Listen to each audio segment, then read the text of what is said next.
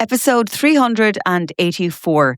EU agrees to simplify AI rules. The primitive forms of artificial intelligence we already have proved very useful. AI is a golden opportunity. How do we ensure that this technology is regulated? The long arc of technological history is now in an extraordinary new phase. The AI6 podcast with Joanne Sweeney. The EU has agreed to simplify the EU AI Act. After many hours of negotiations last week, they signed off on an extended deadline for high-risk AI systems, removed machinery from the Act, and added a ban on AI-generated nude images. Hello and you're very welcome back to AI6. I'm Joanne Sweeney, and in 6 minutes a day, I tell you all you need to know about artificial intelligence in order to stay ahead. We have almost a back catalogue of 400 episodes. So if you've just discovered me in this podcast, then start at the beginning or search through the catalogue for a topic that interests you.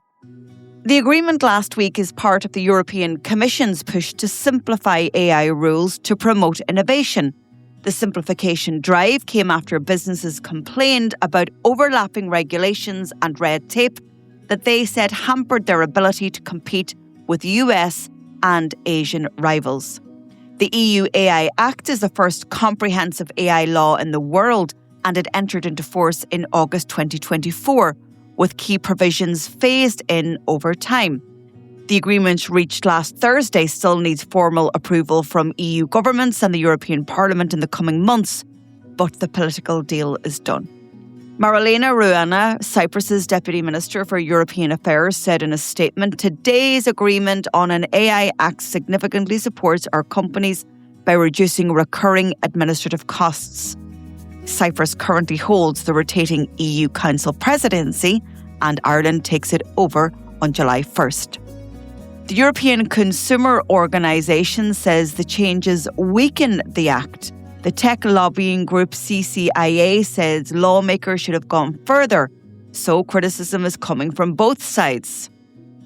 So what about the high-risk delay?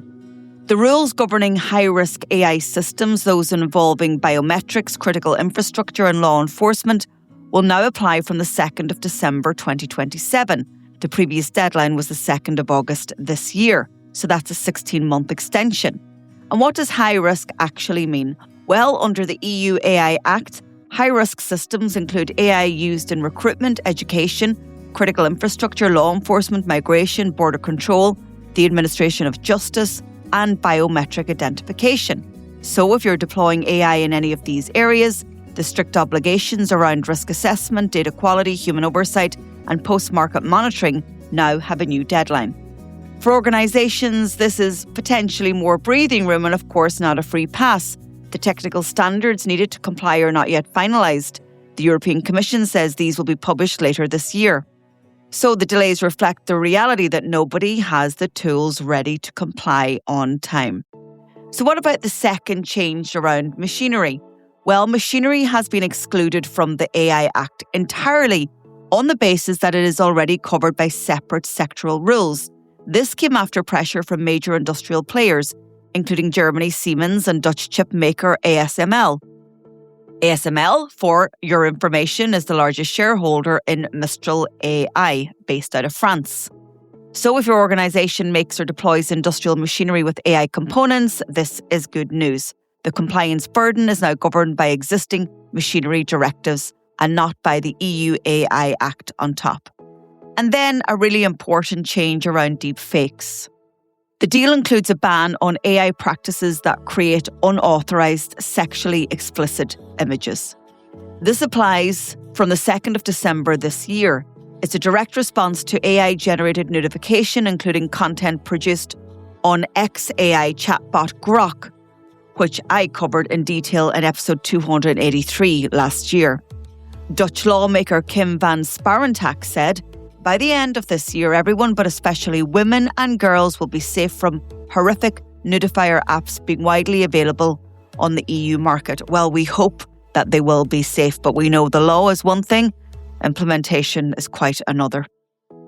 And there's another mandatory moved, and this is linked to the deepfake ban.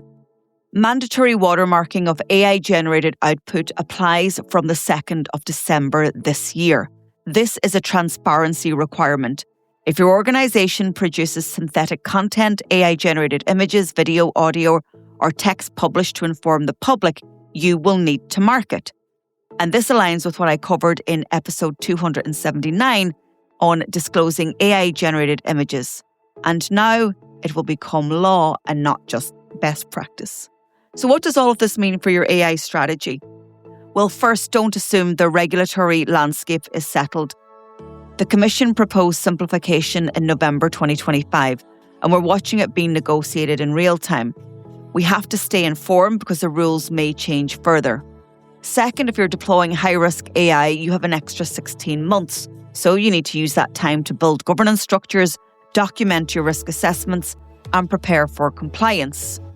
And of course, waiting until December 2027 is probably too late. And then the deepfake ban and watermarking requirements apply from this December. And that is something that, especially watermarking, we will all need to take cognizance of.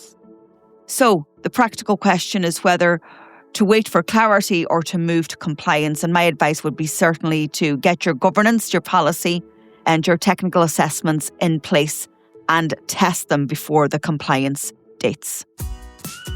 That's it for today's show. If you're ready to turn these insights into skills, here's how I can help. Get your copy of my book, AI Playbook, on Amazon. It's the perfect companion to the show. For weekly AI strategies, subscribe to my newsletter, Human in the Loop, on LinkedIn. Or if you want to take the next big step, you can take our CPD accredited professional diploma in AI. Maybe you need something more tailored for your organisation. You can book a call in my calendar at digitaltraining.ie. Or if you work in government or public sector, go over to publicsectormarketingpros.com. If you found this episode useful, please share it with a pro that you know. And I'd love to read your comments on Spotify.